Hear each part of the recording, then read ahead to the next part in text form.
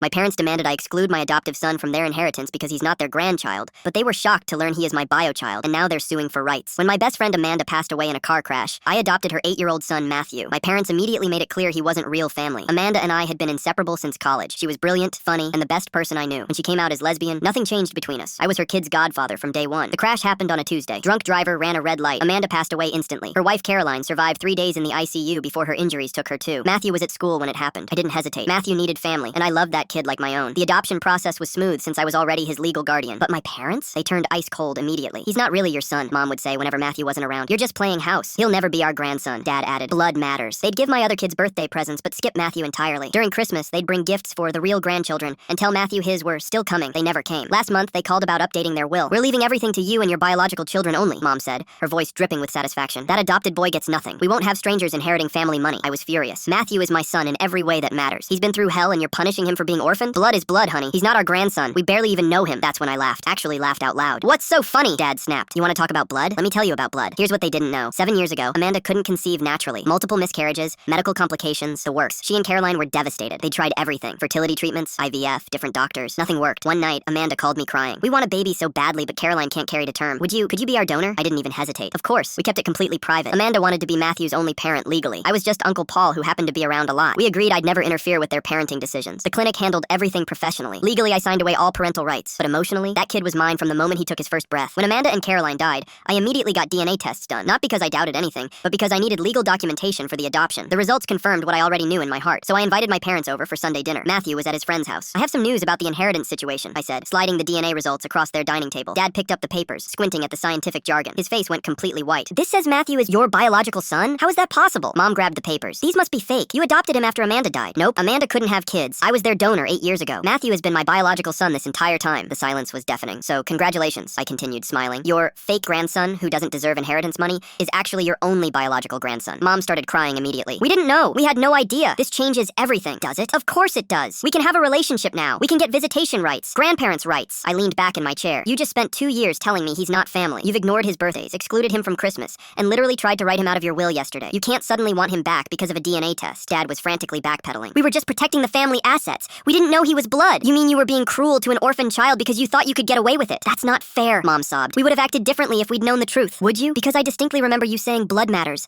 and he'll never be our grandson. Well, he's more your grandson than you ever imagined. They're suing me now for grandparents' rights, claiming they were deceived about Matthew's parentage. Their lawyer thinks they have a case because I withheld crucial information about biological relationships. But here's the beautiful part. They've left me dozens of voicemails over the past 2 years explicitly stating Matthew isn't family and doesn't deserve their love or money. I've saved every single one. Their own words are going to destroy their case.